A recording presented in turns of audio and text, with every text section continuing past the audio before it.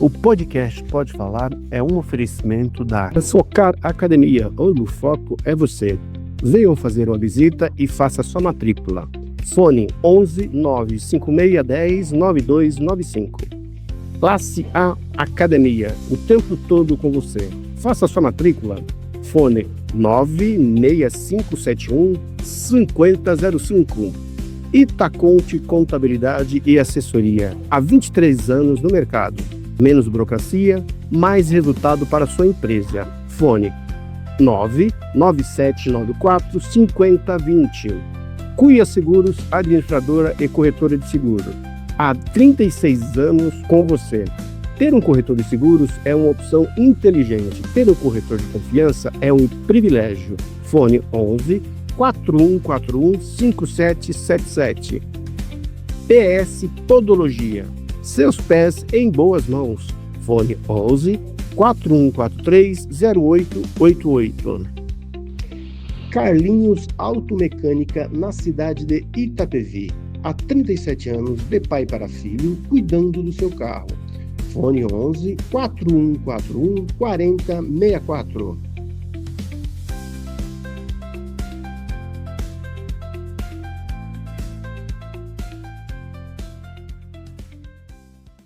Olá, estamos aqui com mais um programa Pode Falar e gostaria de agradecer imensamente a todos vocês que assistem o nosso canal e vocês que não assistem o nosso canal, assistam. Temos entrevistas interessantíssimas, assuntos importantes, assuntos engraçados, cômicos e assuntos sérios também. Quem não é inscrito, por favor, faça a inscrição, dá o seu like, comenta, isso fortalece o nosso canal, isso é bom tanto para a gente trazer novos convidados, como também a gente modernizar os nossos equipamentos aqui, tá bom? E eu comprar um terno também, que eu preciso comprar mais alguns ternos, tá bom? Hoje eu vou trazer, e todos vocês estão acostumados, eu não apresento o meu entrevistado, ele se apresenta sozinho.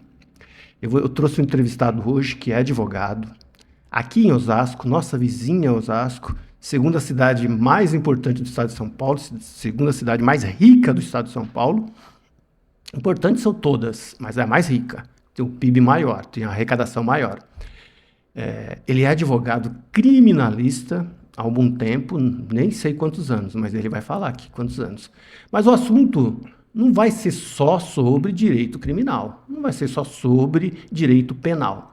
Falaremos de vários tipos de assunto, porque ele é uma máquina de informações. Espero que todos gostem e vamos para lá. Dr. Renato Sanches, se apresente, pode falar. Muito obrigado, Pedro, pelo convite aqui no Pode Falar. Então, falarei, viu?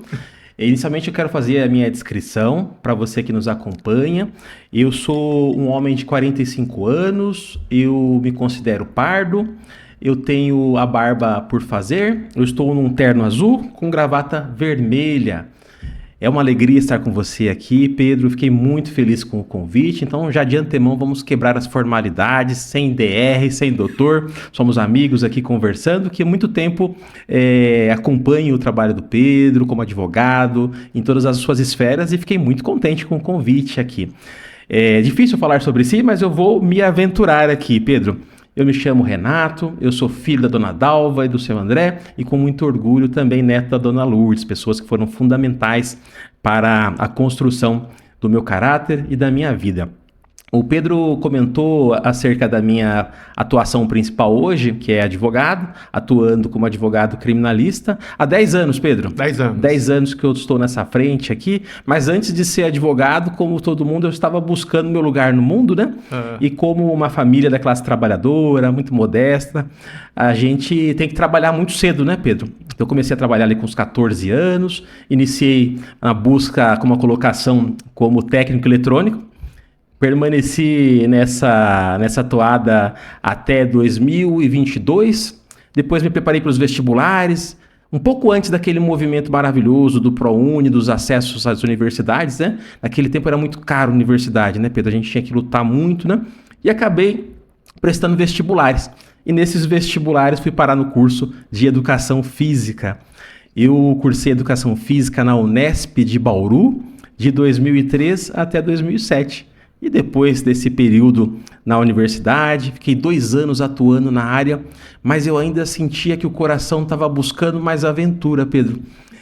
E a partir disso me veio o chamado de iniciar o curso de Direito, Pedro, e foi um encontro de alma, assim, aquela expansão do coração de tanta alegria de pertencer a esse universo do direito. Então, essa é uma breve biografia. Eu também sou casado, antes que eu me esqueça, para poder entrar em casa depois, né, Pedro? Claro. Sou casado com Denise, minha melhor amiga, minha sócia também, advogada brilhante, e mãe do nosso Pietro, o qual eu tenho orgulho de ser pai dessa criança maravilhosa de 8 anos. Então, esse é uma breve biografia, e espero que a gente possa conversar mais aqui e compartilhar e aprender principalmente, Pedrão. Eu falei com o Renato aqui que eu ia me descrever, acabei esquecendo. Pelo amor de Deus, eu tenho que me descrever, tá?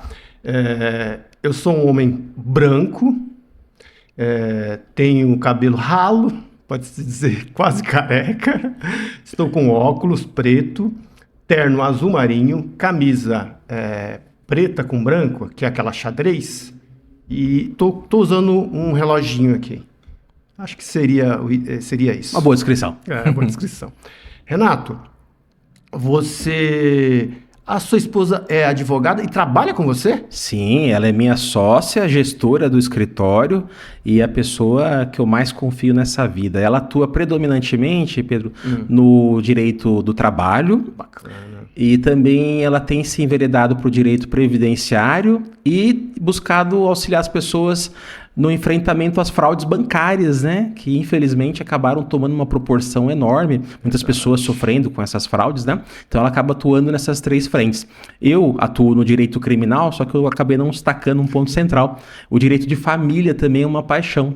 Até porque, em casos muito emblemáticos, né, eles infelizmente se comunicam com uma certa frequência, né, Pedro? Verdade. Então são 2 áreas que eu acabei me direcionando e também a vida foi me inserindo nessas posições de cuidar das famílias e também das pessoas que muitas vezes são acusadas do cometimento de um crime, né, estão encarceradas, né, e tem no advogado de defesa, no seu advogado criminalista, aquela porta de esperança, né, aquela pessoa que leva a esperança a elas e luta por ela para que ela tenha dignidade acima de tudo, né? E aquelas que estão presas possam voltar para suas famílias e aquelas que estão no curso de uma ação penal possam ter uma defesa digna, enfrentando todo o arbítrio estatal, né, Pedro? É verdade.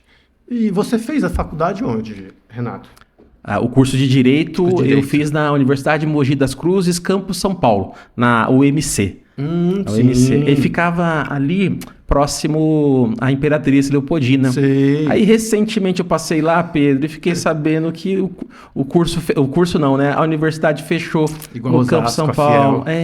Eu tenho acompanhado o drama da Fiel aqui, muito triste, né? Eu fiz Tanta Fiel, história, cara. né? Fiz Fiel. Você fez Fiel? Fiz Fiel. Olha, então a gente somos 2 pessoas que viram os seus campos sofrerem esses ataques. Ainda existe a UMC lá em Mogi, que é muito forte, né? Muito conhecida, Brás Cubas ao lado ali, né? Mas aqui eu senti um buraco no coração. Até porque, Pedro, eu fundei um centro acadêmico. Olha! Então, assim, para mim atuante, foi... então. para mim foi muito triste quando aconteceu esse episódio, porque o centro acadêmico, ele depende da existência do curso e da universidade, né? E como são autônomas as unidades de São Paulo e de Mogi, então acabou deixando um buraco bastante grande, assim, né? É onde a gente se encontrou, né, Pedro? A gente desenvolveu a nossa profissão, que nos traz dignidade, e levamos o pão para casa, né? É isso aí. Vamos falar sobre religião? Vamos falar sobre o que você quiser, Pedro. Estou sem é filtros. Você é uma pessoa religiosa? Tem alguma religião hoje? Pratica? Já praticou? Pedro, eu diria que hoje eu não sou uma pessoa tão religiosa em se tratando das práticas litúrgicas de uma religião, né?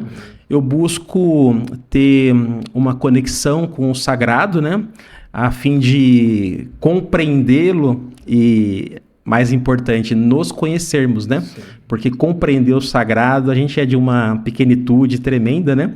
Mas imaginar que há uma conexão com algo maior, em que possamos, num momento de dissabor ou de alegria mesmo, né, poder reverenciar e sentirmos-nos conectados, né, é muito fundamental. Eu tive a grande alegria de conhecer muitas religiões, Pedro. A primeira, eu acho que como todo brasileiro da nossa idade, né, por volta de 25 anos, né, Pedro, aqui, nosso modelo novo, né, a Igreja Católica é uma referência muito forte, né, no nosso país, né, vide que estamos no estado de São Paulo, né, já note aí a influência da Igreja Católica, né, e tantas referências que a gente encontra, né, nos demais estados, Espírito Santo, né, olha que referência interessante, né. Então, a gente é inserido na Igreja Católica com muita alegria. Eu fui batizado na Igreja Católica. Depois eu fui apresentado à Igreja Presbiteriana. Fiquei grande parte da adolescência, foi uma época maravilhosa, assim, fundamental. Depois, quando a gente chega na adolescência, muitas vezes a gente se desvia um pouco da igreja, quer conhecer o mundo, né? Então eu fiquei uma parte considerável de tempo sem contato. Depois, quando eu estava cursando Educação Física lá em Bauru, eu conheci um centro espírita, intitulado Amor e Caridade. Eu fiquei, assim, a época era para mim algo curioso, interessante e impactante, né? Imaginando a comparação de um preceito espiritualista, né? Em comparação às igrejas monoteístas. Não que o espiritismo não seja monoteísta, né? Mas esse entendimento de que há algo após o desencarne ou morte, como muitos falam, né? Então isso acabou trazendo muitas perguntas, né? E a partir dessas perguntas eu cheguei a fazer um curso de 1 ano dentro dessa casa espírita, aprendendo, aprofundando. E a partir disso me considerava um espiritualista, mas mesmo assim ainda buscando, né? Logo após a conclusão da universidade, um amigo muito querido, que hoje ele é responsável, padrinho da Ayahuasca, Força da Floresta, salvo engano, a denominação que ele cultua. Acho que é isso mesmo. É Força da Floresta, né? Floresta. E ele é padrinho, então ele administra o daime ali certinho com aquele extrato da Ayahuasca, né? Sim. Ele me convida sempre para ir, mas eu não tenho coragem ainda de dar esse mergulho frente às percepções da consciência, né? Mas a esposa dele, interessante também, ela é uma pessoa sacerdotisa, né? E alorixá de candomblé. Então a gente começou uma proximidade junto a essas questões, nos consultando, né? E o primeiro momento também junto à Umbanda, né? A Umbanda foi um lugar que eu fui muito bem acolhido também. Então a Umbanda para mim o espiritismo ele já foi uma quebra de paradigma. Mas a Umbanda foi algo assim que quebrou muitos limites assim de entendimento, né?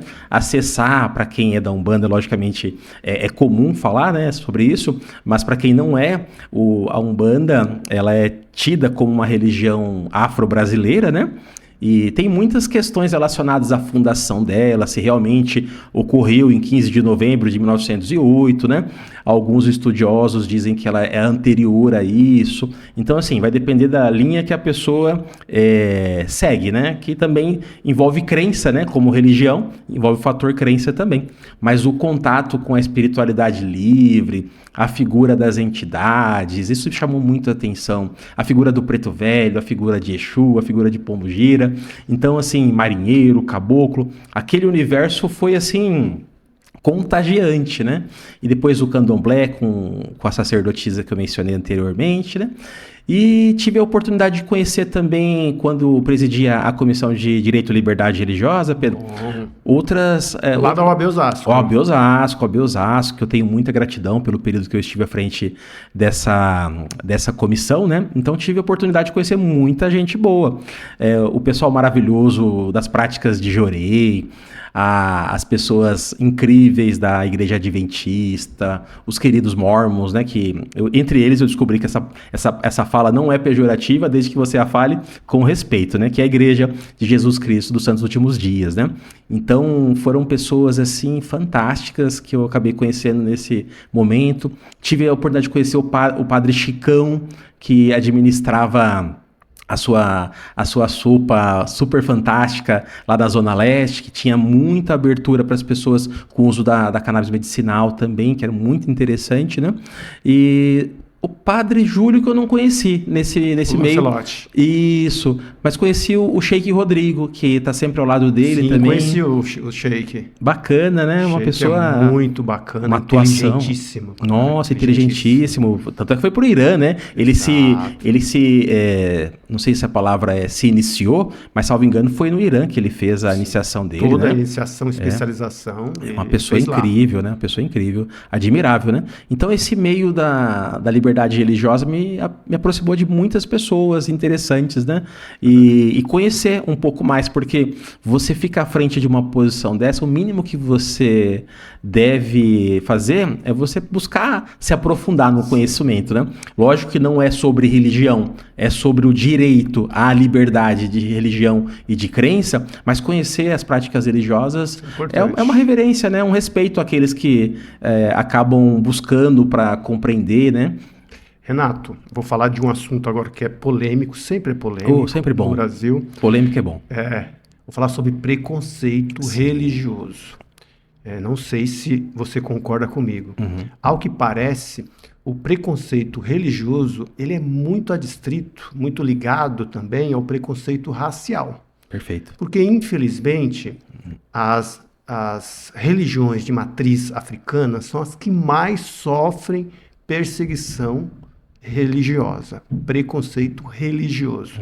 Inclusive, tem um dado do Ministério dos Direitos Humanos que houve um aumento, assim, em 2 anos, mais ou menos, de 45% nas denúncias sobre preconceito religioso. Sabemos, e isso é fato, eu não estou especulando, que as religiões neopentecostais, principalmente ali em idos de 1990, 90 e pouco, começou a ter um boom de crescimento. E, infelizmente, esse crescimento ele veio através de preconceito religioso, principalmente com as religiões de matriz africana. Sim. Gostaria muito que você falasse a respeito disso. Sim, sem dúvida, polêmico.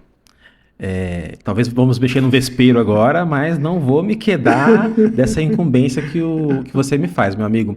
Sem dúvida alguma, para a gente ter a devida compreensão, você foi muito generoso com a palavra preconceito, né?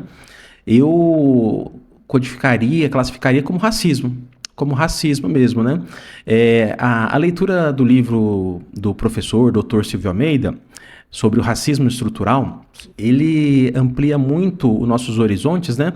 Acerca do que é o racismo, né? O racismo na sua tecnologia de opressão da população negra, né? Aqui no Brasil, integrada por pardos e pretos, pela terminologia adotada, né? Por isso que eu me coloco como pardo, até como compreensão da minha ancestralidade, né? Muitas pessoas olham para mim, você é branco, né? Mas é uma autodeclaração, né? Sim. E como é uma autodeclaração, eu me sinto conectado com a minha ancestralidade. Metade da minha família é preta e metade é branca. Então, eu falar que eu sou branco é como se eu virasse as costas para a parte preta, para a história negra da minha família. Então, eu tenho muito orgulho de me dizer pardo, né? Agora, voltando e enfrentando a sua polêmica, ela é fundamental. Quando a gente fala de racismo estrutural, a gente está analisando uma estrutura de poder, uma estrutura em que pessoas racializadas como brancas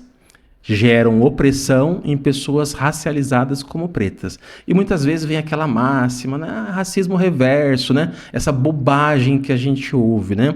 Pessoas foram sequestradas, pessoas foram comercializadas, objetificadas, trazidas para o Brasil para trabalhar. Não para trabalhar com direitos trabalhistas como temos hoje, que podemos até falar futuramente, né? Mas aqui trabalhar na escravidão. Para serem exploradas, vai? Exploradas, expropriadas, humilhadas, defenestradas, retiradas da sua humanidade. Tanto é que era impossível que essas pessoas fizessem abertamente o seu culto ao sagrado. que já vai conectar com o segundo polo da sua fala, né? Porque quando a gente fala em preconceito religioso, a gente entende que esse preconceito religioso, ele não está direcionado ao mórmon, por exemplo. Às vezes há algumas pessoas que fazem alguns comentários vexatórios, mas se limita a isso. Ninguém acorda e vai quebrar um templo mórmon. Ninguém acorda e vai jogar pedra, tirando casos raros que acontecem, infelizmente, com todas as religiões, mas a gente sabe que as pessoas vão para queimar, para quebrar, para destruir os templos religiosos de religiosidades de matriz africana, como você bem disse. Eu acho que o Rio de Janeiro ele tem os piores números, né? Os piores índices estão no Rio de Janeiro, infelizmente. Exatamente. Justamente no lugar que teve toda a constituição de muitas das práticas religiosas que culminaram como o candomblé, como a macumba carioca, que acabou tendo as suas transversalidades e resultando no que muitos chamam de umbanda molocô, e até mesmo o seu próprio culto relacionado às práticas religiosas africanas, né? Como a quimbanda. Essa palavra estava me fugindo dessa volta para chegar da quimbanda, né? Então, aqui a gente tem que ter a dimensão que quando a gente fala de preconceito religioso, logicamente, né, antes dessa alteração, advinda da alteração que trouxe o crime de injúria racial, né, para a Lei K.O. ali, que endureceu os aspectos da injúria racial, né? A gente também tinha o quê? A figura da intolerância religiosa. Essa figura da intolerância religiosa, que antes estava alocado ali próximo aos crimes contra a honra, né, pela até a própria fala da injúria, né, ela foi alocada na Lei K.O. Essa Lei K.O. trata dos crimes de preconceito, dos crimes de racismo. Sai de uma pena de 1 a 3 anos para uma pena de 2 a 5 anos, né? E inafiançável, inclusive. Sim, não? Sim. Antes a gente tinha o quê? O racismo, né? Como as práticas de racismo como inafiançável. E ficava sempre naquela área cinza.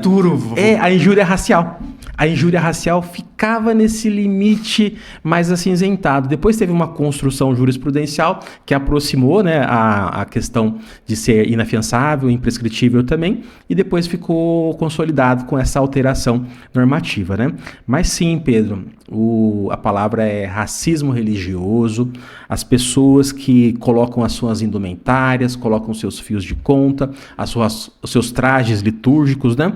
Quando vão até os seus templos, sejam as suas casas, sejam os seus terreiros, né, como são conhecidos, suas roças de candomblé, elas têm dificuldade até de pegar um Uber. Verdade. A pessoa vai pegar um Uber, nenhum preconceito com o motorista, mas o motorista, às vezes, ele está tão atravessado com a dominância que aquele aparato religioso, e muitas vezes ele está inserido, que acaba reproduzindo ali também essas questões, né? E você traz uma questão alarmante, né? Infelizmente, práticas que a gente identifica e abertas, como na própria TV, né? É tão impactante que eles têm uma emissora de TV, a própria Record, né? A Record mesmo, ela sofreu ações públicas para terem direito de resposta. Tanto é que uma pessoa que eu considero uma referência nessa área é o Dr. Édio Silva. Nossa, ele é uma referência.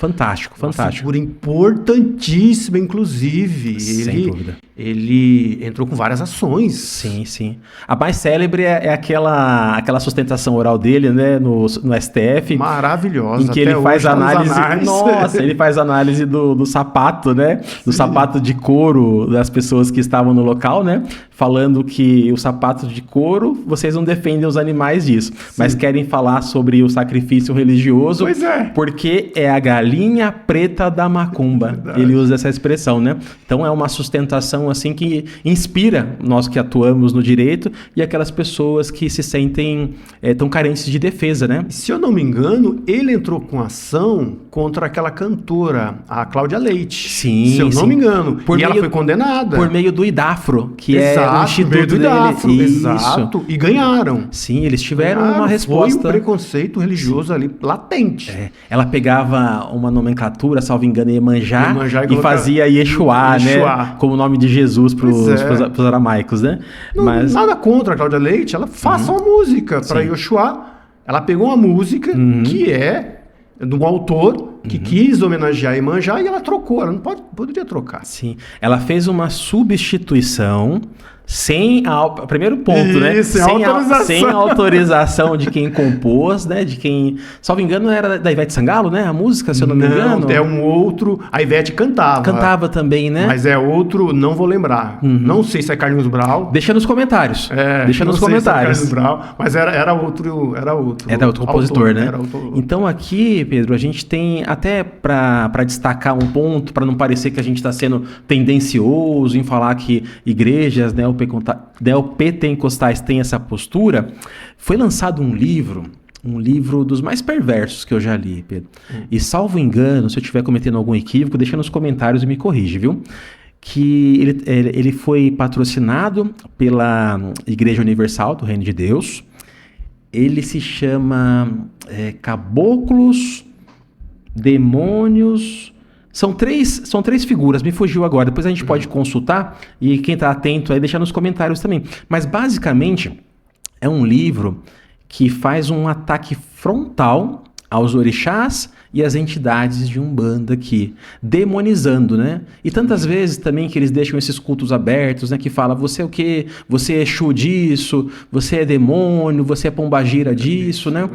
E acaba tendo esse desrespeito. Então, muitas dessas ações promovidas pelo IDAFRO, pelo Dr. Édio, Dr. Jader também, que é uma referência junto ao Dr. Édio, tem um trabalho fantástico na defesa da liberdade religiosa. Mas quando a gente fala, infelizmente, Pedro, preconceito religioso não é contra o católico, não é contra o evangélico.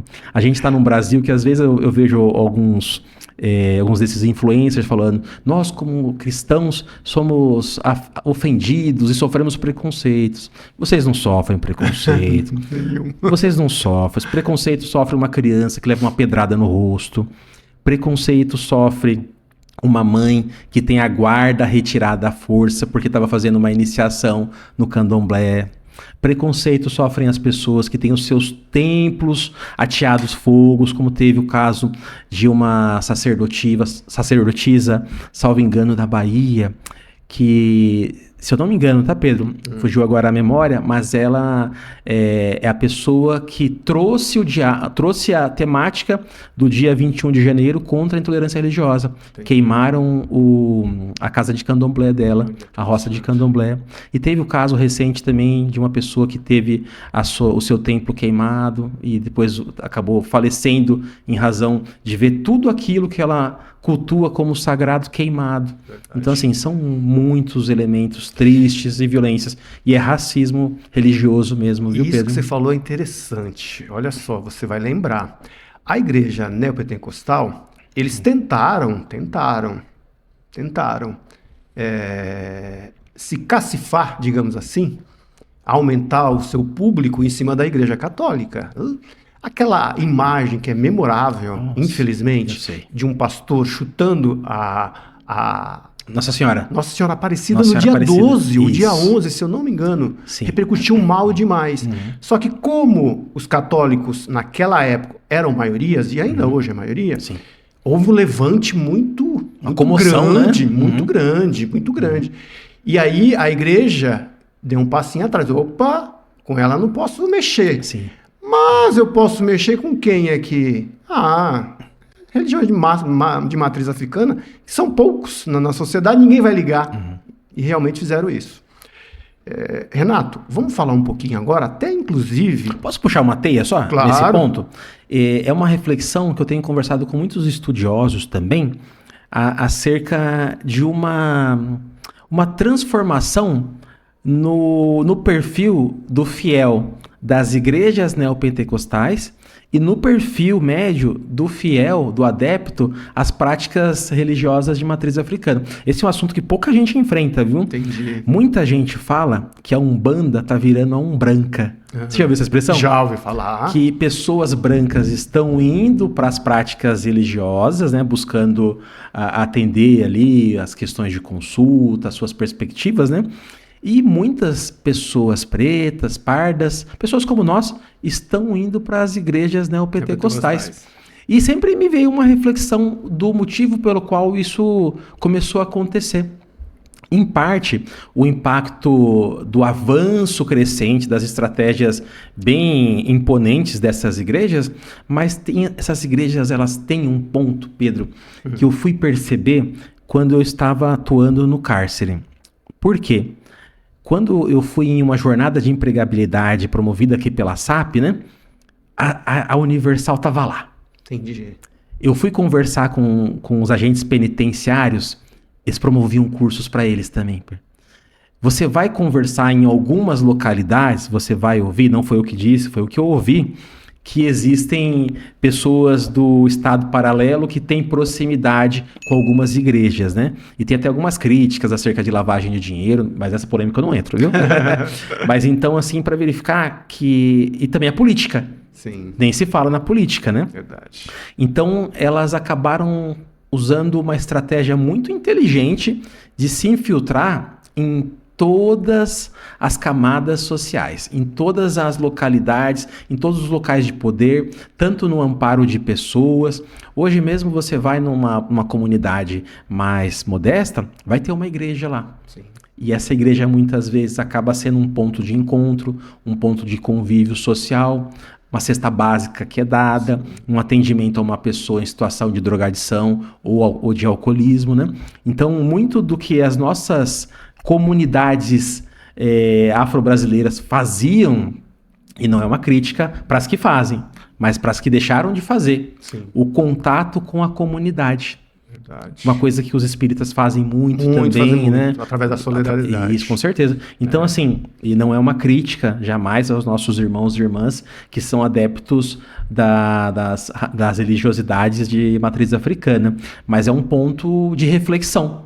O porquê que as pessoas que trouxeram essas maravilhosas oportunidades de conexão com o sagrado, né, estão indo para as igrejas neopentecostais, que em tese são religiões que favoreceram a aplicação e manutenção da escravidão, enquanto aquelas que tinham nas comunidades afro-brasileiras estão embranquecendo. Entendi. Então, não é uma crítica, é um ponto de reflexão. Bacana. Como a gente falou sobre preconceito religioso, eu vou tocar em outro assunto que também é ligado ao racismo. Agora, ao racismo. Como você disse, tivemos 350 anos de escravidão. Perfeito. 3 séculos e meio. 3 séculos e meio. Tempo para dedéu. É muito tempo. Quando você tem uma escravidão por muito tempo, ela permeia na sociedade, ela permeia nas estruturas de poder, da academia, tanto educacional, inclusive, e que faz com que o preto ele fique fora dessas camadas, desses postos de poder, desses lugares de poder. Em 2012, nós copiamos um modelo americano, inclusive norte-americano, Perfeito. de ações afirmativas. E teve uma lei que falou que, basicamente isso, 50% das vagas são destinadas a alunos de escolas públicas. E dentro desses 50%, havia e há uma divisão para pardos, negros, indígenas, quilombolas. E isso foi interessante. E tem muita gente que fala mal dessas ações afirmativas, inclusive, que não conhece nem a lei. Né? Nem conhece nem a lei. Não sabe que dentro da lei está inserido todas essas pessoas que foram marginalizadas. Não só o preto, mas o indígena também, os povos originários. E tivemos um censo, tanto pelo IBGE como Centro da Educação Superior, sempre tem esse censo, para saber o impacto das ações afirmativas. 2 pontos me chamaram a atenção. Aumentou-se drasticamente o número de negros, de pretos, em universidades, indígenas também, inclusive. Indígenas, se eu não me engano, eu tenho até de 9 mil, foi para 46 mil. Isso num espaço de 10 anos, mais ou menos. Parece pouco, mas impressionante. E o que aconteceu com isso? Eu falei 2 pontos.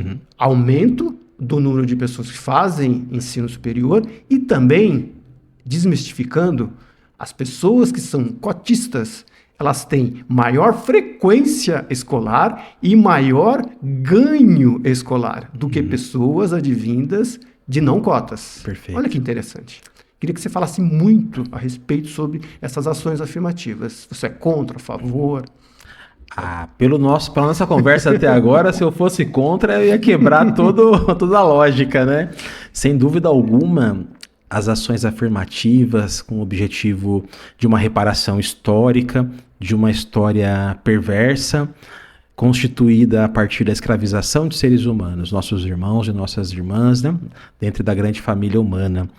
É o mínimo, e é o mínimo porque eu estou sendo generoso, que o Estado brasileiro deve fazer. Muitas vezes as pessoas acabam levando a conversa para um lado assim, né, Pedro? Mas eu não escravizei ninguém. Eu tenho que ser responsável, eu tenho que fazer uma reparação. As pessoas levam para esse lugar mais patético, fulanizado, patético, né? As pessoas que levam para esse lugar, Pedro, têm uma convicção que essas pessoas, elas estão sendo afetadas pelo seu racismo interior. Sabe? Porque até 20, 30 anos era muito comum você ligar a televisão no domingo e tá passando os Trapalhões, e os Trapalhões, eles são um grupo de comédia que também estão presas ao seu momento histórico. Sim. Não vamos aqui abrir e defenestrar os Trapalhões, porque eles faziam aquelas piadas horríveis com o Mussum, piadas xenofóbicas com o Didi ali, né? Na figura do nordestino. Isso. E do Mussum na figura da pessoa preta, né? Sim. E tínhamos ali os dois pardos ali que ficavam no meio do caminho, lidos como branco, dependendo da interpretação, Sim. né? Ficavam, digamos, que era o mineiro, salvo engano, a figura do Zacarias. Nossa, Zacarias era fantástico. E o Dedé ficava no meio termo, como se fosse aquele branco que pode fazer e desferir essas conotações, essas injúrias, né? Então, era aquele momento histórico. Aquele momento histórico passou. A sociedade, ela evoluiu. Muitas vezes a sociedade, ela deve evoluir e construir normas condizentes à sua evolução. Mas existem momentos, Pedro, que a gente precisa ter a ousadia como coletividade e projetar uma norma tão avançada que puxe a sociedade um pouco, né? Como é o caso da nossa Constituição de 88. Ela é uma norma hiper avançada para um momento pós-ditatorial, né? Sim. Mas voltando aqui a esse ponto, Pedro, a gente tem todo esse impacto histórico, né? Essas pessoas que acabam se valendo desses discursos, se sentindo afetadas pelo acesso dos cotistas e buscam sempre diminuir os cotistas, né? Se fosse bom, passava sem cota. Sempre tem alguém que vai falar isso numa roda de conversa, né? Então, só para que essa pessoa... Meritocracia. Nossa, meritocracia. Cara. Você falou a palavra central. Meritocracia só pode ser avaliada se existem os mesmos pontos de partida. Exatamente. Nas mesmas condições, nas mesmas oportunidades concedidas. Se o ponto de partida foi alterado, meu amigo, não tem meritocracia. Tem uma pessoa que está ralando muito mais para conseguir passar. E as cotas, Pedro, são fundamentais. São fundamentais porque elas mostraram para o Brasil que pode ter médico preto, pode ter advogado preto, pode ter um juiz, uma mulher preta, um promotor preto. Pessoas, o quê? Em posição de poder. E eu quero fazer um convite aqui. Esse convite não foi criado pelo Renato, não. Foi pelo professor Silvio de Almeida, quando ele fala que ele faz o teste do pescoço. Você já viu essa? Sim, já? O teste do claro. pescoço. Chega num lugar de poder e vira o pescoço para um lado, o pescoço para um lado, o pescoço para o outro. E tenta contar quantas pessoas pretas tem naquela sala e, principalmente, que local que elas ocupam. Qual cargo, qual função elas ocupam ali. Aí você vai entender o motivo pelo qual as cotas são fundamentais. E esses avanços, Pedro, eu fiquei muito feliz. Foi depois de 10 anos, esse estudo que você bem lembrou, né? Trouxe ali aquela máxima que eles falavam. A pessoa entrou pela cota, ela não tem competência para entrar, ela vai abandonar, ela vai ter nota baixa, ela vai puxar para baixo. E pelo contrário, né? A pessoa entra com uma gana de vencer.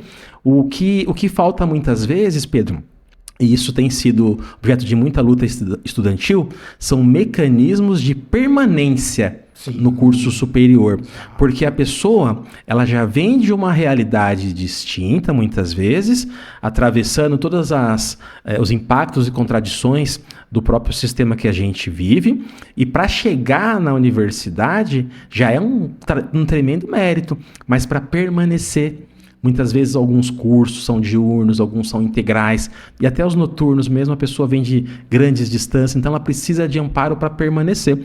E é muito bom saber que nossos irmãos e irmãs pretas e pardos, os indígenas, quilombolas, estão tendo a oportunidade de acessar esses conhecimentos, acessando esses conhecimentos, levando esses conhecimentos para os seus locais também, transformando a vida das pessoas que lá estão. Eu ouvi de pessoas que eu admiro muito, que ingressaram na universidade, sendo pessoas de comunidades, de lugares favelizados, voltaram para os seus lugares de origem e montaram cursinhos preparatórios para apoiar que essas pessoas que estão lá vissem neles um ponto de referência, e muitas pessoas depois ingressando na universidade.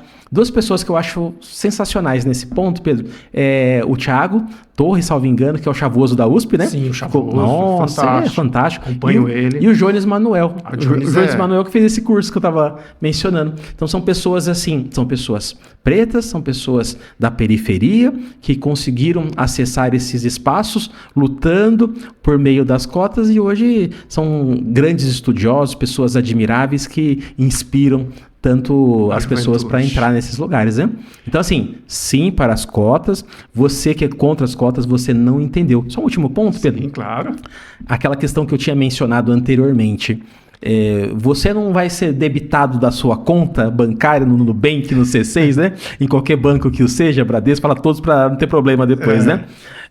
A reparação. A reparação não é contra as pessoas, apesar de muitas famílias ditas quatrocentonas terem se valido, né? Que são essas grandes famílias oligarcas que ainda estão na política e como grandes donos de bancos, industriais, né?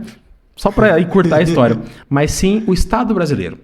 Uma reparação, ela ainda é fundamental para o Estado brasileiro. Salvo engano, a Jamaica, Pedro, ela começou um movimento de reparação financeira. Sim. Tem até um filme, né? Eu acho que é o Medida Provisória. Sim. É esse filme, né? Que é brasileiro. Que fala da necessidade da reparação financeira também, né? Lázaro Ramos. Nossa. Tá fantástico. Perfeito. Né? Eu gosto muito desse assunto. Obrigado por trazer ele à mesa, Pedro. Agora eu vou falar de um assunto que as pessoas falam que tá meio ultrapassado, né? Sobre comunismo. Você é comunista, Renato? Com muito orgulho, coração e sangue vermelho. Sangue vermelho, muita paixão. E a figura do comunista parece que tinha ficado para trás, né, Pedro? Sim. Parece que tinha ficado algo demodé, né? Algo fora do seu tempo, algo que ficou com o Prestes lá atrás, né? Com Marighella, no máximo, assim. E parecia que tinha se perdido no tempo, né? E eu tenho muito orgulho, eu sou um comunista. Eu não como criancinhas, eu não tenho o objetivo de entrar na sua casa e nem dividir o seu Renegade, viu? Fica tranquilo. O nosso ímpeto como comunista, a nossa luta, é para que quem produz, a classe trabalhadora, ela tenha a oportunidade de ser central na divisão da riqueza produzida. Sempre que a gente fala comunista, é muito interessante, Pedro, que vem de comuns, né? Daquilo que é comum. Ou seja, daquilo que é comum, uma divisão não igualitária. Comunismo não é igualdade. Comunismo não é franciscanismo. Não temos voto de pobreza. Tem comunista de iPhone, tem isso comunista... Que eu ia pode ter iPhone. Pode ter iPhone, pode ser comunista de iPhone, pode ser a pessoa que tem privilegiada pelo capitalismo de iPhone, e pode ser um comunista de Samsung também, pode ser o que você quiser. O mais importante, e é um mantra, né, que eu tenho e também está nos livros dogmáticos, que é: a classe trabalhadora tudo produz, a ela tudo pertence. Então, quando a gente imagina, Pedro, que a gente está numa sociedade, que a classe trabalhadora, ela acorda 4 horas da manhã, pega um transporte lotado, 2 horas de deslocamento, para chegar no trabalho, para ter um salário achatado, ficar longe da sua família, mais 2 horas para voltar, depois vai acabar derivando para a escala 6x1 esse papo também, né? Que está em alta. Mas basicamente, quando a gente fala que a classe trabalhadora tudo produz e a ela tudo pertence, é entender que a nossa sociedade, pela leitura dos comunistas, dos marxistas, ela é dividida na luta de classes. E quais são as classes? Não é a classe média, não é a classe A, classe B, classe C. Essa é uma estratificação brasileira feita a partir da identificação de um perfil de consumo. Quando a gente fala de luta de classes, a gente está falando do proletariado e da burguesia. Proletariado, quando você usa essa palavra, já assusta as pessoas, né? Eu gosto de substituí-la por classe trabalhadora. Classe trabalhadora. Sim. Porque o proletariado, ele está mais vinculado a uma realidade de fábrica, né? Uma realidade vinculada à revolução industrial. Então, existe também uma máxima que é o lumpen proletariado, né? Que são as pessoas que estão à margem, né? Que nem sequer têm a oportunidade de conseguir uma colocação numa fábrica naquele nível de exploração daquela época, de trabalhos, de jornadas de 14, 16 horas, crianças trabalhando, mulheres grávidas trabalhando e o burguês se enriquecendo, né?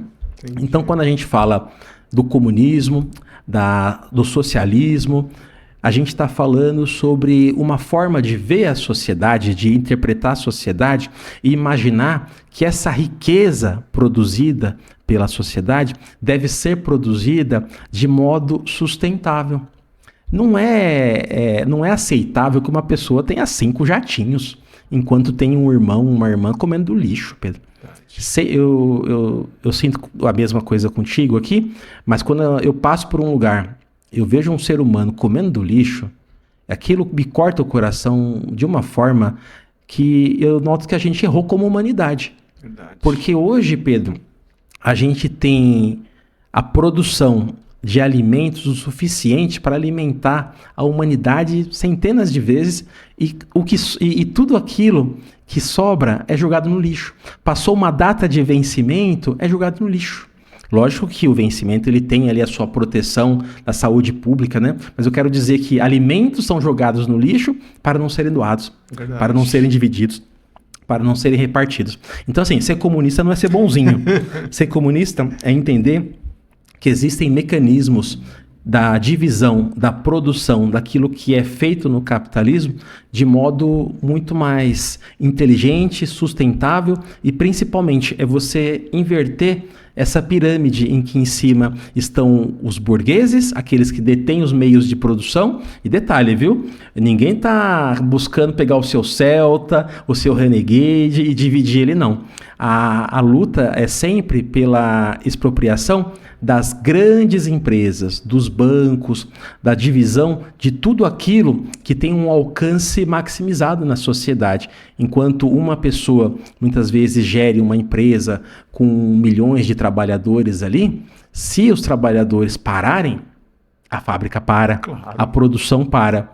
Agora sim, se o empregador sair ou trocar, não muda quase nada, Pedro. Então, quem produz é quem movimenta a economia, são os trabalhadores. E o que eu noto só, a grande tristeza, é que a ideologia ela é construída de um modo tão ardil que os trabalhadores eles não se sentem dignos dessa total importância e, principalmente, eles querem seguir os sonhos impostos pela burguesia. Hoje a máxima é falar mal da CLT. Eu quero ser empreendedor de si. É muito triste. As pessoas que querem empreender realmente, elas devem ter apoio estatal, mas se você está vendendo muitas vezes uma bala no sinal, você não está empreendendo, você está sobrevivendo. Empreender denota você ter recurso, você ter um planejamento, você ousar, ou seja, criar algo do nada, ou você transformar algo, ou você ter autonomia, né? Agora, quando você ou vende bala no farol, bolo de pote, ou esses aplicativos mesmo que acabam escravizando a nossa juventude, isso não é empreender. Isso é sobrevivência, é sobreviver. E acaba fazendo isso sem nenhuma proteção. Queria falar mais sobre o comunismo aqui, mas vamos andando, toca o barco aí, Pedro. Vamos lá, mas o que você falou é interessantíssimo. Pessoas, inclusive, trabalhadoras. Sim. Fala que hoje tem um discurso de que a CLT ela é uma amarra, ela é uma prisão. Mas isso foi incutido, Renato, através, não sei se você concorda comigo, através dos meios de comunicação. Sim. Quem Total. detém hoje os meios de comunicações são os capitalistas. Sim. E o que eles fazem com os meios de comunicações? Ele incute na cabeça das pessoas essas ideias para que turve a sua chamada consciência social. Perfeito. A pessoa não consegue chegar e entender de que ela produz a riqueza. Ela é responsável por mover a máquina de ganhar dinheiro do milionário, do bilionário. Então, sem ela, a fábrica fica parada. Perfeito. Essa consciência de classe todos têm que adquirir. Saber em que classe está, em que patamar ela está e saber que ela precisa ser respeitada, igual você falou. Não precisa ser igual, mas tem que ser respeitada, tem que ser digna. Sim. Posso dar uma voltinha aí dentro? Claro! Tem um filósofo francês, sem ser muito erudito e entrar nessas coisas mais densas, que ele me encantou. Ele chama Louis Althusser. O Althusser, ele trabalha com a seguinte tese. É um autor marxista. Ele atribuiu aos aparelhos ideológicos de Estado. Ou seja, como o capitalismo ele se vale de tecnologias para se manter. Sim. Como você bem trouxe, os meios de comunicação, sem dúvida, são os exponenciais. Ou seja, uma Folha de São Paulo, uma Globo, uma Record, que seja, ela não está emitindo quando ela coloca um determinado economista ou mesmo um profissional do direito, muitas vezes, para levar informação à classe trabalhadora. Ele está ali buscando incutir aquilo que se pretende que seja reproduzido. E tudo aquilo que traz benefício ao grande burguês, ao dono daquela mídia, né? E o Althusser também coloca de modo muito inteligente que isso acontece na escola, isso acontece nas empresas, isso acontece nas nossas relações sociais, na igreja. Você vai perceber que começa a reproduzir alguns aspectos, né? Quando a gente está na escola, a maioria do formato, as cadeiras, né? Elas estão seriadas, tem uma série, né? As pessoas têm que ouvir um comando, que é o professor na figura ali, com todo respeito aos professores, né? Mas a estrutura da escola, e você levanta e se movimenta conforme uma ordem e conforme apitos, né? Que é o sinal de entrada, o sinal de saída. Muito similar a um formato de fábrica, né? Quando a gente faz a correspondência aqui. Verdade. Então, querendo ou não, a escola, ela vai domesticando os nossos corpos também. A gente entendendo não só de autoridade, mas um pouco de autoritarismo também. E o limite que as pessoas podem ter no convívio social, né? Então, é fundamental o que você disse, Pedro. A classe trabalhadora foi muito pulverizada, principalmente depois da perversa deforma, né? Vou chamar de reforma aquilo que o Temer fez, não, viu? Deforma da CLT ali com os direitos trabalhistas. A partir dali, com o enfraquecimento dos sindicatos, com a possibilidade dessas terceirizações, quarteirizações, que quais sejam. É um tema para ser julgado, me desculpe agora. Sim. Só para relembrar, tem um tema importantíssimo. Da pejotização, né? Pejotização para ser julgado. Nossa, Porque se isso passar, se for permitido... Quebrou a CLT. E quebrou 6x1. Sim, quebrou tudo. Quebrou tudo. Qual o empresário que vai querer CLT se pejotização é permitido? Exatamente. Acabou. Exatamente. Acabou. E um ponto que você falou também, Pedro, o trabalhador vê a CLT como uma amarra, porque infelizmente, Pedro, os salários são baixos. Os salários estão baixos. E para a gente ter salários dignos, a gente precisa reindustrializar o nosso país. Verdade. Para que as pessoas tenham dignidade. Porque pensa só, Pedro, a pessoa que está se achando uma empreendedora, num sinal vendendo bolo de pote, se ela tivesse ganhando aquilo igual ou 5 vezes mais, com direitos, com alimentação, com férias, com proteção, com fundo de garantia, com recolhimento previdenciário, essa pessoa ia querer estar ali passando apertada no meio de carro? Não, a pessoa empreende, abre aspas, empreende para sobreviver, Pedro. E a pessoa que critica a CLT, ela nem conhece a CLT. Nem conhece nem sabe o que significa CLT. E você vê um monte de pseudo-empresários aí, né? Muitos oportunistas, fazendo aqueles cálculos, né? Eu queria te pagar mais, né? Mas se eu te pagar mais, vai tudo pro Estado, né? Sim. E faz o cálculo, ó, seu salário é R$2.000, eu pago 5 pro governo. E ficam mentindo, causando muito transtorno e também muita mácula na informação, né, Pedro?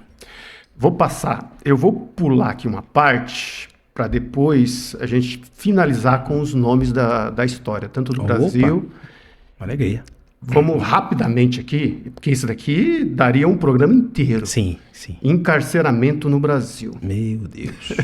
Você como advogado criminalista, o Brasil ainda está prendendo os 3 P's? Sim. Preto, pobre e prostitutas? Pode falar. Olha, eu acho que prostituta menos, né? Prostitutas menos, porque acabou centralizando nos 2 primeiros, né? Pobre e preto. Pedro, eu fico alarmado e assustado quanto aumenta. As pessoas acham que tem impunidade no país. Ela não tem impunidade. Tem uma criminalização seletiva. Por quê? Foi feito um estudo, salvo engano... Não sei se foi pelo CNJ ou pelo outro órgão que cuida do DEPEN, né? Estou na dúvida agora de qual foi. Mas 40% das pessoas que estão encarceradas estão dentro de alguns grupos de delitos. Dentre eles, tráfico de drogas, furto e roubo. Quer dizer o que isso? Primeiro, o tráfico de drogas. Vamos falar brevemente sobre ele. O tráfico de drogas, se a gente retira todo o estigma da drogadição, do quanto as drogas eventualmente, e a outra discussão, façam mal ou bem às pessoas, mas são substâncias ilícitas proibidas em lei, aquilo ali é um comércio. Aquilo ali tem toda a formatação de um comércio. É uma venda de um produto para um consumidor interessado. Ponto. Aqui é um comércio. Logicamente que as violências inseridas são outro ponto, mas a fonte central ali é a venda. Venda de drogas, substâncias ilícitas, a pessoas interessadas em comprá-las. O furto e o roubo, eles já são elementos de crimes patrimoniais. Sim. Crimes patrimoniais, aí vem o aspecto estrutural da coisa, né? Sim. O porquê uma pessoa... ela furta o teu celular. O porquê uma pessoa, ela rouba um celular. Lembrando aqui para nossa audiência qualificada, né? Que o roubo está empregado ali a violência e a grave ameaça, né? Ou seja, imprimir violência e grave ameaça para obter um bem, subtrair um bem do Pedro. O furto é eu acessar, subtrair esse bem do Pedro sem que ele esboce alguma reação, ou se houver reação, não vai haver violência ou grave ameaça. Seja o punguista, né, que pega como chama aquele grupo? As carteiras, os batedores. Os pickpockets. Pickpocket, isso. Os batedores de carteira chique, né? Mas basicamente a gente avalia o quê? Crimes contra o patrimônio.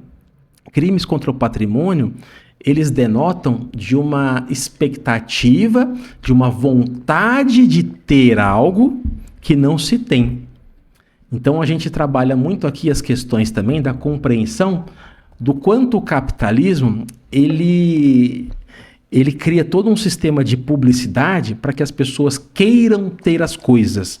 Aí você vai falar, mas porque a pessoa é pobre, ela rouba, ela furta? Não, mas o capitalismo ele é tão cruel que ele transborda nas pessoas o desejo de consumir. É o estímulo, né? O estímulo, o desejo de consumir, o desejo de ter aquilo que a classe social, aliás, a classe social pela estratificação, mas principalmente, né, a marginalização impede, né? Verdade. Muitas vezes as pessoas me falam assim, Pedro, mas existe ressocialização para as pessoas presas? Eu inverto a pergunta e digo, será que essas pessoas foram socializadas? Será que essas pessoas moraram num lugar digno? Será que essas pessoas tiveram acesso a uma família estruturada? Será que essas pessoas tiveram alimentação? Será que essas pessoas tiveram acesso à saúde? Para a gente dizer que a pessoa sequer teve uma escolha aqui? Mas a pessoa escolheu ser bandido. Será que existe uma escolha quando tudo que você vê é uma miséria e uma impossibilidade de ter qualquer avanço na vida? Logicamente, não fazendo nenhum fatalismo ou determinismo de que a pobreza leva à criminalidade. Sim. Não é. Até porque a gente viu um caso recente do cão orelha, né? Do cachorro orelha, que eram adolescentes ali, jovens de classe média alta. Então, assim, quando a gente fala de criminalidade, a gente tem que entender também qual crime a gente está falando. Verdade. E os crimes de lavagem de dinheiro, os crimes de colarinho branco, os banco master da vida, né? Então, assim, a gente tem que imaginar que essa quantidade de pessoas presas, elas estão presas na sua grande maioria. Americanas também, que a gente sempre esquece de falar, né? Nossa, Americanas para mim é o escândalo. Quem foi condenado? Quem foi processado? Nem compareceram na CPI. Aliás, nem compareceram, não, nem foram convidados a comparecer. Um rombo de mais de 50 bilhões, salvo engano, 40 a 50 bilhões.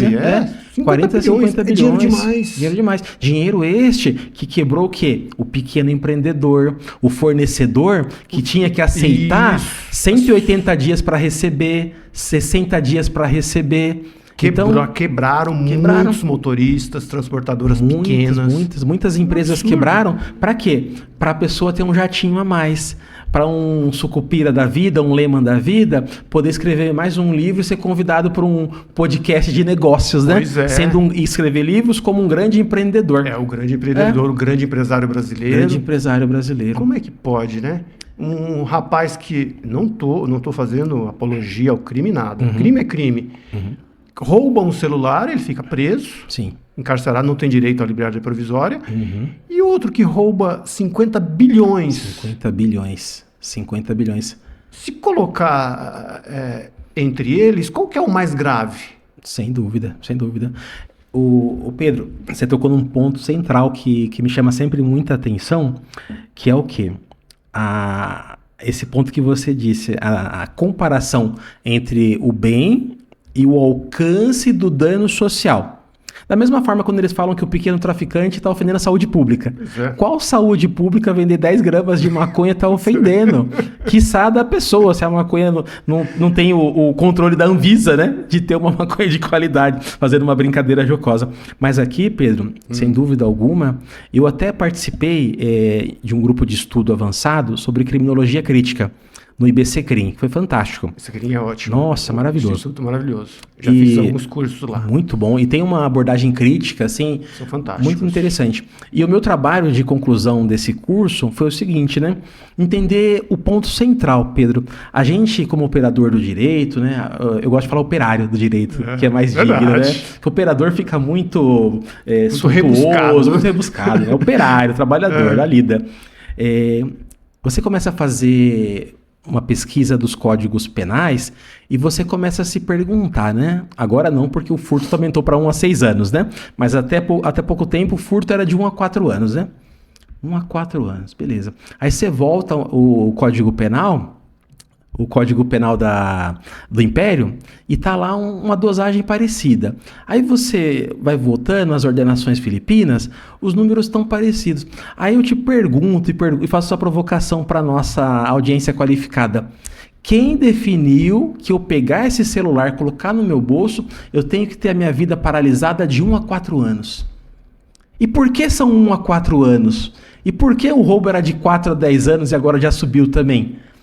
O porquê esse bem, que é um bem, o Pedro que é uma pessoa bem sucedida, tem um celular caríssimo aqui, um bem que seja de 10 mil reais, que é um celular de alta performance, aí, um iPhone da vida.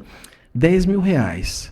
A pessoa vai pegar aquele celular, vai vender esse celular de 10 mil por uns 1.000, no máximo, dependendo em algum lugar por 500 reais, vai ser presa em flagrante, vai responder um processo criminal. Eventualmente, se ela tiver outras movimentações no sistema seletivo, né? Residências, ela pode ficar mais tempo ainda, pode ficar ali... o roubo tinha a máxima, né? Que era 5 e 10 meses, né, Pedro? Sim. Quase sempre era 5 e 10 meses, né? Ficar 5 anos da sua vida porque eu roubei um celular, Pedro. Vamos imaginar que eu não usei arma, nada assim, peguei a base, que eram os 4 anos, né? Peguei na força mesmo aqui. Bruto, peguei e levei. Grave ameaça, né? E um pouco de violência. 4 anos da vida, Pedro. Por causa de um celular. Aí você pega assim e pensa, 4 anos da minha vida por um celular que eu vendi por R$1.000. Uma pessoa que trabalha no Brasil com salário mínimo hoje está em 1.620, né? 112, né? 18, né? Isso. 1.618. A gente paralisou a vida de uma pessoa que cometeu um erro de pegar alguém, subtrair um bem alheio, sem dúvida alguma. Essa pessoa ficou presa por 4 anos. Se ela fizesse uma reparação à vítima do valor que ela gerou o prejuízo, 1.620 em 8 meses conseguiria ressarcir a vítima. Verdade. 8 meses. Mas a gente acha, como sociedade, digno de manter essa pessoa muito perigosa que pegou um celular por 4 anos. 4 anos presa. 4 anos longe da família e 4 anos sendo ali aliciada pelas organizações que estão dentro do sistema, né? Não sei se eu respondi a sua pergunta inicial. Sim. Estamos nos encaminhando já para o final. Eu falo muito, Pedro, desculpe. Não, é porque o programa tem 1 hora. Eu precisava ter um programa de 2 horas, pelo menos, aqui. Mas eu vou fazer com você um jogo rápido. Claro. É um pinga-fogo aqui.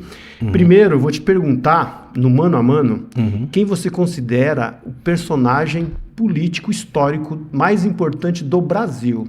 Do Brasil? Eu vou falando para você os nomes, no mano a mano, e você vai escolhendo. Beleza. Getúlio Vargas vezes o Juscelino Kubitschek. Getúlio Vargas, criador da CLT, né? Teve impacto. Ele tem uma história contraditória, mas eu fico com o Getúlio Vargas. Vargas ou João Goulart?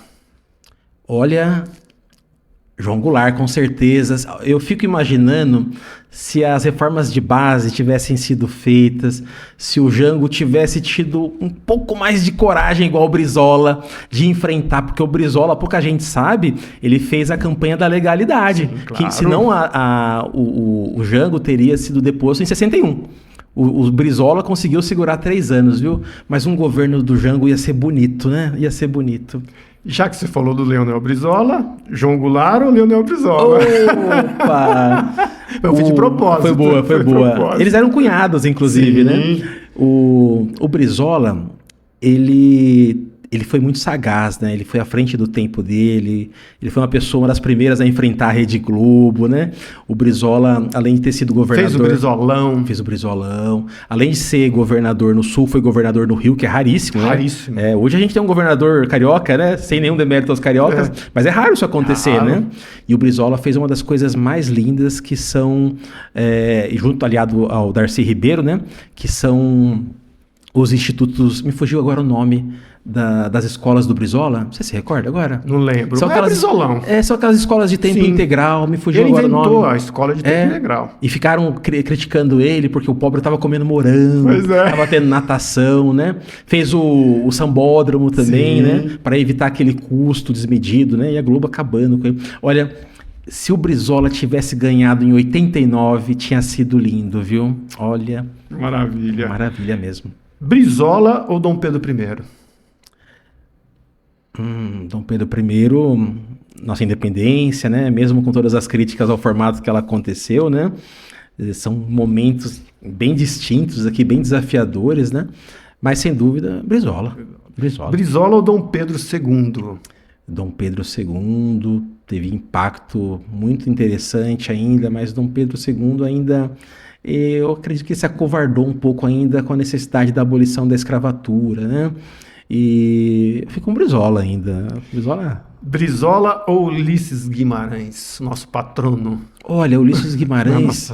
CF88. Ele foi bem importante para a questão da condução e de muitos avanços da nossa Constituição Cidadã, né? Sim. Muito arrojada e que infelizmente ainda sequer é praticada, né? E exercida e aplicada. Mas, assim, o Ulisses também era um homem conservador, né? Ele tinha um olhar muito conservador. Eu fico com Brizola ainda. Brizola ou FHC? Ah, não. Aí você facilitou demais para mim, né? FHC, logicamente, tem os seus méritos aliados ali ao Ministro da Economia, da Fazenda, do governo do Franco, né? Itamar Franco, pós-impeachment do Collor, que ele assumiu, né? Mas mesmo assim, os méritos que ele alcançou com a questão de estabilizar a moeda por meio da URV, depois do Plano Real. E pouca gente fala, viu? Mas o Fernando Henrique Cardoso, ele, juntamente com as iniciativas do Collor, abriu o Brasil para o que a gente conhece de neoliberalismo. Sim. Então ele acabou, de um lado, sucateando a nossa indústria. Foi um começo privatista de mão cheia. Brizola, agora você facilitou muito. Brizola ou Antônio Carlos Magalhães? Antônio Carlos Magalhães é uma direita coronelista, né? Sem dúvida alguma. Eu fico com o Brizola ainda, como referência ao que produziu e ao que poderia ter produzido, ainda mais. Brizola ou Miguel Arraes? Miguel Arraes, hein? Olha só, família Arraes. Família Arraes forte. O João Campos hoje, né? Sim, é o neto ou bisneto, né? É o neto. É o neto dele, né? Bisneto, né? Não, neto. Neto, né? O Eduardo Campos era o pai dele, João Campos, né? Não, mantém o Brizola. Brizola tá mais no povo. Brizola ou Dilma Rousseff? Oh, meu Deus. Dilma Rousseff, hein? Dilma Rousseff pode ser colocada como uma potência, uma mulher fantástica, nossa primeira presidenta, como ela gostava de se intitular, né? Eu creio que ela sofreu um golpe parlamentar, não chama aquilo de impeachment, aquilo foi um golpe parlamentar, só não botaram os canhões da rua, né? Mas ali foi um golpe. Eu vou ficar com a Dilma agora, viu? A Dilma teve um impacto muito bom. À época eu não consegui identificar a grandeza dessa mulher. Foi depois que eu consegui analisar que aquilo foi um circo tremendo, viu? Dilma Rousseff ou Jânio Quadros? Jânio Quadros também teve os seus méritos, né? Mas ainda assim uma pessoa conservadora, né? Ficou com a Dilma, né? A Dilma participou de grupos relacionados a enfrentamento da ditadura. Dilma foi presa, Dilma foi torturada, enfrentou seus algozes. Aquela foto fantástica, né? Aquela foto, ela encara. Encarando e eles assim, né? Sabendo que aquilo ia virar história, ia se envergonhar. Exatamente. A Dilma, aquela foto é fantástica. A Dilma é inspiradora. Dilma ou Luiz Carlos Prestes? Meu amigo, olha, se você colocasse o Prestes com o Brizola lá atrás, olha, o Prestes, ele respira história, né? Respira Brasil. Se você procura, você acha a entrevista do Prestes com o Jô Soares, né? Que é maravilhosa. Roda Viva, você acha ainda, né? Fico com o Prestes, né? Coluna Prestes, andando no Brasil. Tenentismo. Depois o Prestes indo para a União Soviética, aprendendo sobre o comunismo, trazendo aqui, sendo... Eu não me recordo se ele é o fundador do Partido Comunista ou um dos fundadores do Partido Comunista Brasileiro. Eu acredito que ele seja o fundador do Partidão, né, do PCB, né? PCB. O Prestes, com certeza. Prestes. Luiz Carlos Prestes ou Tancredo Neves? Prestes, sem muito... Esse Neves aí tem gerado problema, viu? O não aceite do filho... Filho ou neto?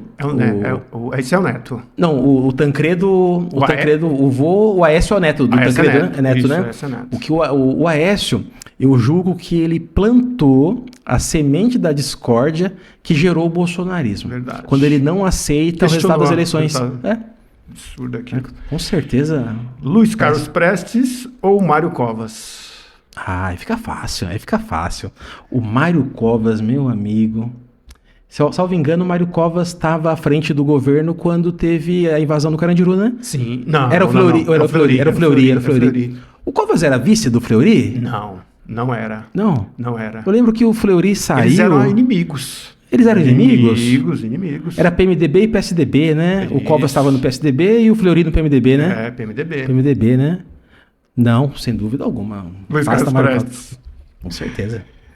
Luiz Carlos Prestes ou Pedro Simon? Luiz Carlos Prestes, sem dúvida. Luiz Carlos Prestes ou Ciro Gomes? Ah, o Ciro Gomes, como ele tá acabando com a biografia dele, né? Cada dia.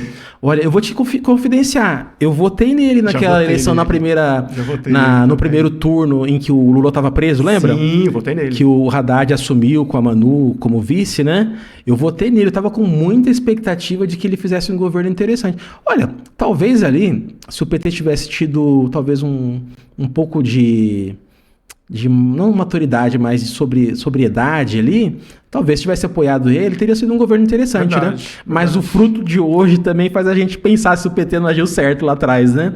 Ah, que pena, né? Ele vai acabar indo para Paris de novo, né? Luiz Carlos Prestes, então. Sempre Prestes, nessa configuração. Último nome, Luiz Carlos Prestes ou Luiz Inácio Lula da Silva? Meu amigo. Olha, o Luiz Inácio, o excelentíssimo Lula, né? Ele realmente, ele foi o presidente que ele pareia muito com Getúlio, né? No impacto que trouxe no resultado das suas ações, né? Eu acho que a grande contribuição foi o Fome Zero, foi o avanço do país, a oportunidade do pobre, da pessoa preta, tá na universidade, né? O Haddad foi fundamental juntamente com ele, mas o Lula ainda, ele faz muito acordo, como um líder sindical, ele tenta equalizar as expectativas demais, viu? Eu torço muito pelo Lula ser reeleito e fazer um grande mandato, mas entre essas duas personalidades, que pena que o Prestes não tá aqui, viu? Luiz Carlos Prestes, a sua figura histórica mais importante do Brasil. Sem mencionar o Prestes? Não, é o Prestes, né?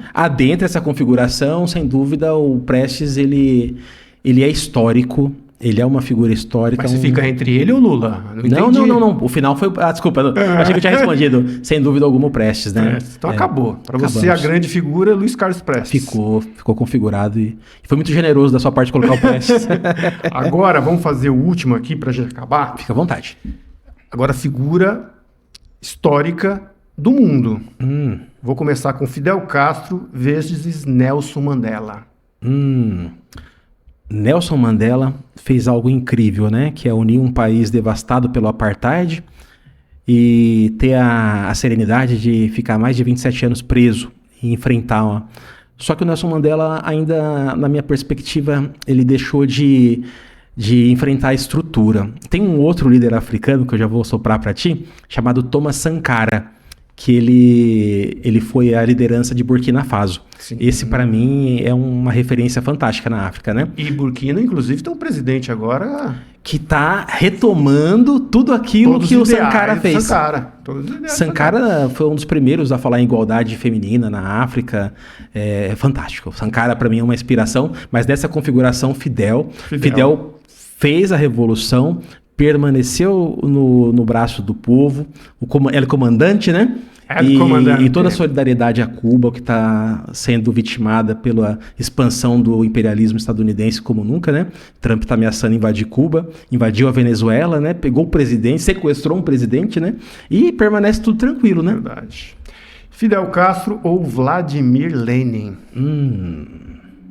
Aqui é tranquilo. É Lenin, é Vladimir Lenin, fez a Revolução Russa, bolchevique. Se não fosse a audácia dele, a gente não conheceria o que é a possibilidade da classe trabalhadora reger um Estado soberano.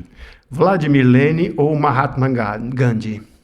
Gandhi tem os seus a sua admiração. A gente admira muito Gandhi por ele ser fundamental na independência da Índia, né? Mas o seu formato, ele não enfrentou as estruturas, ao meu ver, viu? Lenin. Lenin ou Martin Luther King? Martin Luther King, eu já passo um parênteses para Malcolm X também, né? Que não tem como falar de um sem falar do outro, né? Foram fundamentais para toda a luta das pessoas negras pelos direitos civis, né? Mas tanto o Martin como o Malcolm ainda só olharam para os direitos humanos. O Malcolm ainda foi um pouquinho além, né? Foi no enfrentamento mesmo, mas é Lenin. É Lenin. Lenin ou Napoleão Bonaparte? Napoleão foi expansionista, imperialista e colonialista, né? E tanto é que muito da nossa história se deve à própria formatação da invasão do Napoleão a Portugal, que trouxe a família real para cá. 1808. 1808, livro fantástico, Laurentino, inclusive, Sim, né? Laurentino. Não, fico com o Lenin, com certeza, né? Lenin ou Joseph Stalin? É interessante, né? Porque o Lenin, ele foi responsável pela Revolução. Stalin estava ao lado também de Lenin, né? Assim como estava Trotsky também, eles estavam conjuntos ali com os bolcheviques, né? Mas o Lenin, ele possibilitou, juntamente com os bolcheviques, a Revolução. O Stalin, ele fez algo que possibilita que eu e você podemos falar a língua portuguesa. Se não fosse o Stalin, sem dúvida alguma, e os seus esforços e o grande exército vermelho, a Alemanha tinha ganhado a Segunda Guerra, o nazismo tinha ganhado. Eu vou ficar com Stalin. Stalin. Stalin ou Olga Benário? Aqui entra um ponto complicado, né? Olga Benário, ela foi esposa do Prestes, né? Encaminhada pelo Getúlio. Exato. E acabou falecendo nos campos de concentração nazistas, né? E a filha, né? A Anitta sobreviveu, nasceu nesse lugar terrível e o Prestes conseguiu ainda acessar essa criança maravilhosa, que é uma tremenda historiadora hoje, né? Fico com Stalin. Stalin ou Malcolm X? Olha, eu tenho uma admiração profunda pelo Malcolm X. A gente não consegue nem imaginar como ele teria reconfigurado a história estadunidense, né? Por meio daquele ímpeto dele, né? E é uma pena que ele tenha falecido daquela maneira e principalmente, né? Daquela formatação, né? Mas eu fico com o Stalin. Stalin ou Emiliano Zapata? Meu amigo, Zapata. O zapatismo é uma coisa linda também, viu? Teve um movimento bastante interessante, foi um revolucionário de primeira ordem aqui do nosso continente, né? Combatendo latifundiários. Sim. Vou ficar com o Stalin ainda, eu gosto do Stalin. É controverso, mas eu gosto. Stalin ou Rosa Luxemburgo? Rosa Luxemburgo, olha, na Alemanha era uma das revolucionárias mais pensadora, escritora de livros. Sim. E principalmente do enfrentamento, né? Olha, e foi jogada na água fria, gelada, falecendo naquela temperatura. Olha, com toda a reverência às mulheres, mas eu vou ficar com o Stalin ainda, porque o que ele pôde realizar, né? Ela tinha uma expectativa de realização. Pois é, então, para finalizar... Stalinista, olha o stalinista. Para finalizar, Stalin ou Che Guevara? Olha, o Che Guevara tá no mesmo grau de importância que o Fidel, né? Transformou Cuba, só que o Stalin, ele fez algo espetacular junto com... sequenciando, né, a gestão do Alto Comissariado Soviético. O Stalin, junto com o Lenin, faz com que o país que sai do arado envie um foguete, eletrifique uma nação que passava muita fome, organize a gestão de recursos. Eu fico com Stalin. Stalin para você, então, é a grande figura histórica. Uma grande mundial. Personalidade histórica, sim, sem dúvida alguma, né? Foi muito generoso em colocar o Stalin aí. E eu gosto muito dele. Ele é controverso porque dizem muito sobre a fome que ocorreu na União Soviética, né? Na Ucrânia, principalmente, né? Com o Holodomor, né? Que é muito mencionado, né? E o grande debate que realmente reacende de tempos em tempos, né? É se a fome ucraniana ela foi intencional ou não intencional. Verdade. Ou se foi um equívoco de gestão de recursos mesmo, né? E a academia ela é muito uníssona nisso, em dizer que não há elementos para destacar que o Stalin quis empreender fome aos ucranianos, né? E sim que era um momento em que a produção de alimento era muito limitada, né? Entendi. Isso aí. É o Stalin. Acabamos o programa. Que alegria estar aqui. Nossa, que alegria. Estive aqui com o Dr. Renato Sanches, advogado, criminalista, comunista, pai do Pietro. Isso. Renato, aquela câmera ali é sua. Espaço democrático. Ali você pode dar seu recado e falar o que você quiser ali. Maravilha, viu? Primeiro quero agradecer o Pedro pelo convite, generosidade. Fazia muito tempo que eu não tinha oportunidade de ter uma conversa saborosa como essa aqui. Foi uma delícia estar aqui, Pedro, contigo, com a tua audiência aqui, com as pessoas que vão acompanhar esse nosso diálogo, né? Deixem suas críticas, seus comentários, né? Sejam generosas conosco também, né? A mensagem que eu gostaria de deixar é uma reflexão à classe trabalhadora, né? Principalmente entender o nosso lugar como trabalhador. Nós, como advogados aqui, não somos proprietários de terras, não somos latifundiários, né? Somos pessoas que trabalham, profissionais liberais, né? Operários do direito, né? No máximo, assim, autônomos, né? Se fosse antigamente, seríamos artesãos, né? Dos nossos escritórios, preparando a defesa da nossa clientela e atendendo as pessoas, né? Mas somos pessoas que estão ao lado da classe trabalhadora, que todo mundo que trabalha, que leva o seu sustento para casa é digno e deve ser dignificado, que a luta para o encerramento, né, para o fim da escala 6x1 é fundamental para que as famílias tenham mais tempo para si. E Pedro, uma grande reflexão que eu tenho tido acerca do porquê há tanta resistência para encerrar essa escala de trabalho tão perversa é qual? Se o trabalhador consegue aquilo por meio de luta, ele sabe que depois ele pode um pouquinho mais. Sim.